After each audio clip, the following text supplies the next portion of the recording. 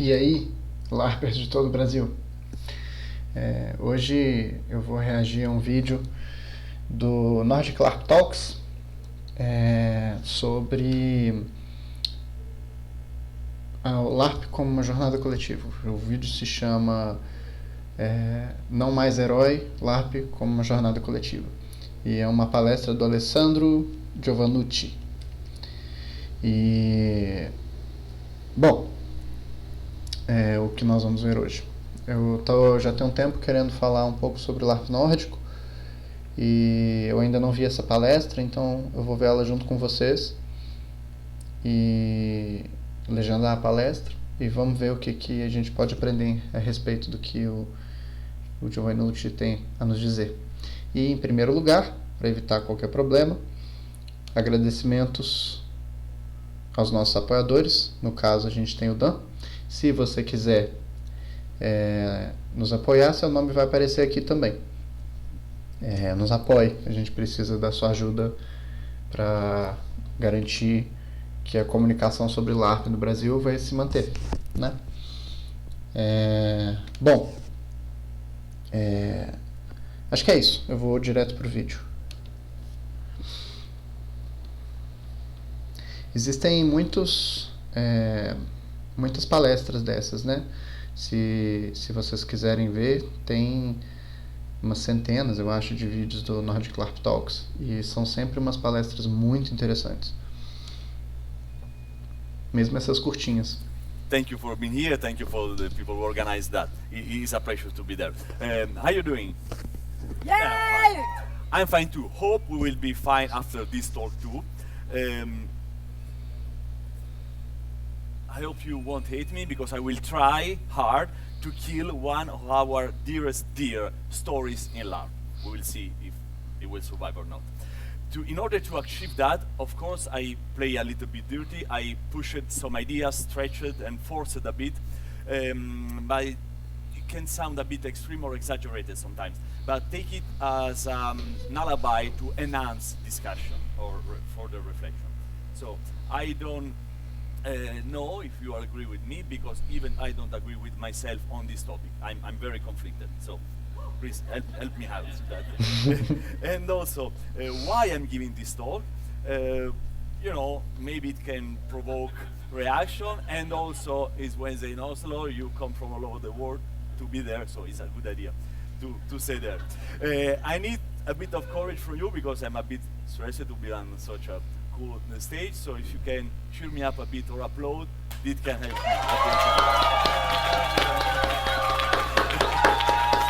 Thank you. Sorry for the librarian stuff, but we are good people. So, this is the problem. Larp is not a good medium from storytelling. This is my point. Our stories suck. They are mediocre at best. Yes, I'm here to say that your favorite Larp, my favorite Larp, on a narrative point of view, are rubbish. So why we love that so much? Why we travel all over the world to live that story? We don't know why. We are strange people, but maybe we can reflect a bit on that. So we believe that we are good storytellers, but we are not. So what we are good at, because we are good at something, creating experiences, creating context, universe where you can live in. I have now some word from a very important German Larper, our friend Karl, who say a spectre is haunting Europe. The spectre of participation, this participatory culture that is going on. And so the Larp probably is not a medium for storytelling, is rather a media for experience and participation. Luckily, because we have to admit that we are a terrible audience.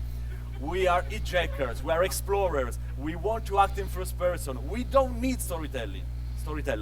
We want to be free, we want to co-create. How cocky we are.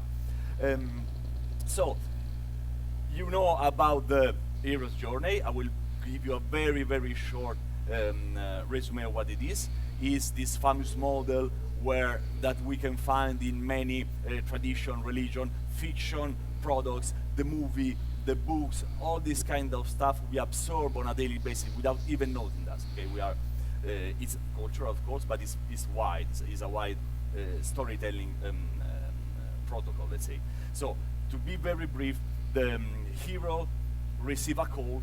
That call will change the hero's life, and thanks to the helpers and mentors, the heroes try and achieve to manage to overcome obstacle and finally succeed, and then go back home. So, very, very, very short. Why we cannot use that in Larp? Why Larp is not a good language to achieve that? I think because of these 4 points. You can add some, of course. Because we are not good with the individual hero figure, because we need interaction.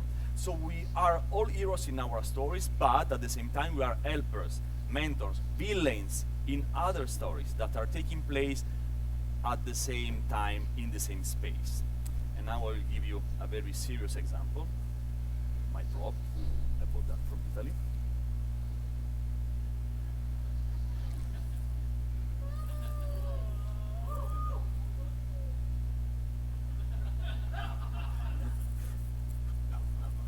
Okay.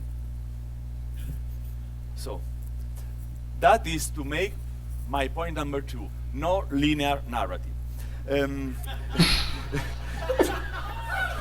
Okay, this speech is over. So, as you can see, there is a storyline, but this linear element contains millions of bubbles that interlace, clash, merge. Those bubbles are the main experience of the player. The bubbles are already in the room. The designer chooses the room according to the design division they have. The bubbles at the beginning of the LARP are the player expectation. They are floating into the air, ready to take off. The designer opens the window, and an airflow comes in. In this case, was mid-blow. The airflow is the storyline. It has a direction, comes from alpha to omega, from the beginning to the end. This is the narrative journey, the linear one. But the bubble, our experience, they will follow the airflow, but with different paces, different direction. They will follow more or less the airflow, like I tried. But we cannot force them in a precise direction. We can just offer suggestions. It's magic, it's delicate, it's poetic. Number 3, agency. We need agency. We want an agency at any cost. The worst thing a designer can do for you is take off from your agency, from you, your agency, from your character. How angry we can become with this designer. We basically, it's our superpower, it's our main feature, it's what makes LARP LARP. So agency means action. In LARP we don't want to be passive. Hero just follow orders. LARPers don't. We all know that. Point number 4, safety and negotiation. Heroes are always right. They don't care about the others. They went straight to the point. They want to achieve the goal. Basically, heroes don't negotiate. LARPers do. Very quick idea about the fact that we use 2 interfaces, the player and the character. So the character is the interface we use to follow the linear storyline, which is usually collective. It's the same story for all the characters. But then we have the player, the face behind the masks. And this is the experience. This is about you, usually through your body. We mix up these 2 interfaces. We slip from one to another in the same LARP without even noticing. So we do have stories, of course. We do have stories in our LARP. We need it. Human beings are basically storytelling animals. Stories shape our universe, our knowledge, but our stories are a bit different, are more alibis for interaction, for experiencing new world, to commit, to compromise ourselves. So now I will do the same thing that Karen just did for you, so please close your eyes. It will be very short. And now think about your best experience at a LARP, the strongest, the first one that comes to your mind. Please take 20 seconds and now explore that moment. Remember the details.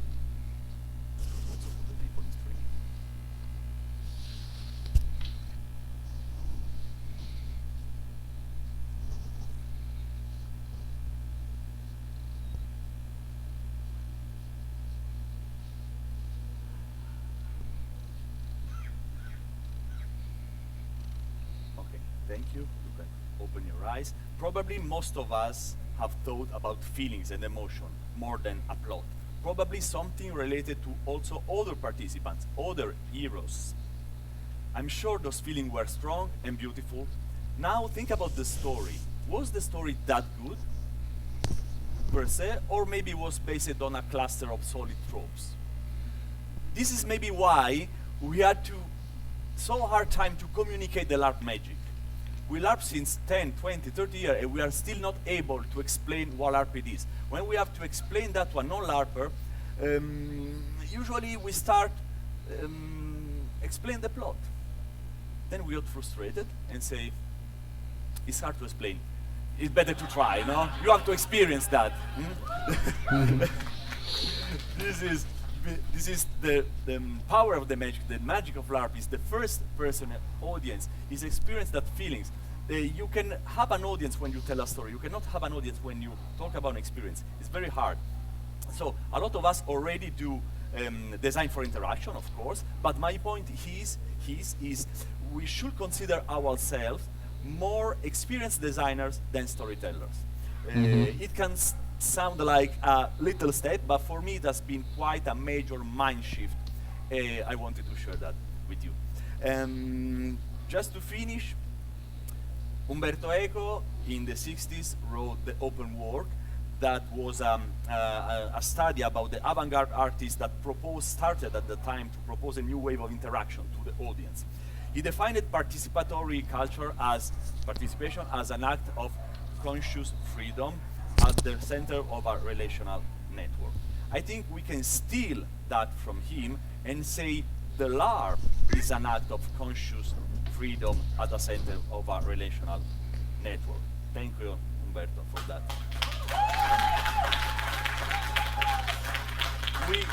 We already know that thing, but maybe just inside our bubble. Now that everyone, brands, companies, people in general, are more and more into interactive, immersive, experience field, now we can make the difference. How? I clearly don't know. If somebody knows, please tell us.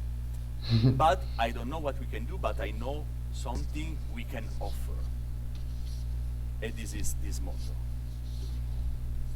No customer allowed. We have this problem, which is also our strongest point, okay? We won't, probably Larp will never become mainstream because you cannot exactly buy a Larp. You can buy the permission to be a content creator for this experience altogether. So we have this very powerful tool in our hands, so we should use it. This is our utopian playground. No leaders, no heroes. As someone said, this revolution is faceless. We are all in this together. So let's enjoy our collective journey. Thank you.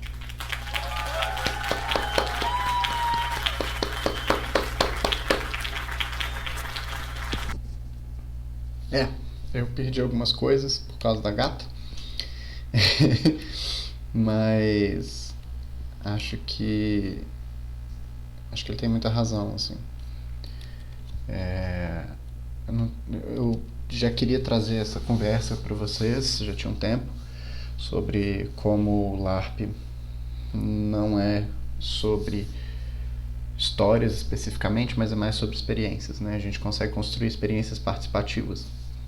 E na medida em que a gente tenta tratar os personagens como heróis, inclusive os nossos próprios personagens, isso reduz a quantidade de possibilidades que a gente pode ter a respeito do Larp, né? Isso encaixota o Larp, tenta encaixotar o Larp numa narrativa, e a real é que cada pessoa vai ter uma narrativa diferente sobre o Larp, da mesma forma que cada pessoa teria uma narrativa diferente sobre uma festa, né? Então, contar sobre um Larp é como contar sobre uma festa. A gente conta as coisas que aconteceram com a gente, com quem a gente falou, o que aconteceu, né? O que isso gerou na gente, como que isso nos afetou. E Essa é a grande capacidade do Larp, né? Gerar emoções. Ele te dá uma plataforma para ter experiências interessantes. Experiências que você pode tratar de forma lúdica e não de forma simplesmente... como que fala? Como se fosse uma circunstância real, né? Você não precisa tratar o Larp como uma circunstância real, apesar de ele ser real para você. Então você extrai do Larp a maturidade para lidar com coisas que você normalmente não poderia fazer. E essa é a grande arte do Larp, né? Que a gente possa transmitir um universo, fazer com que as pessoas vivenciem uma realidade que não é a realidade que normalmente elas vivem. Enfim, mais uma vez os agradecimentos. Agradeço ao Dan por ser nosso apoiador. Se você quiser que o seu nome apareça aqui, apoie a gente no Apoie-se, o link está aqui embaixo. Se você quer jogar com a gente, você pode entrar no nosso fórum para trocar ideia. Você também pode comentar no vídeo aqui embaixo sobre o seu interesse no coletivo. E acho que é isso. Eu não tenho muito a acrescentar com o que o moço disse, porque ele disse muito bem dito, assim. E é claro que a gente tem esse impulso, esse desejo de viver as nossas experiências, né? Viver a nossa própria jornada do herói enquanto a gente está no Larp. Mas é isso, né? Cada pessoa está posicionada como uma coisa diferente na jornada das outras pessoas. Então, o ponto-chave do Larp é vivenciar um universo que a gente normalmente não poderia vivenciar, né? Imergir num universo mágico que não está no nosso cotidiano, né? Que nos tira do nosso cotidiano e no qual as nossas ações não têm consequências na nossa vida cotidiana. Essa é a grande chave do Larp. E eu vou ficando por aqui. Beijo. Até depois.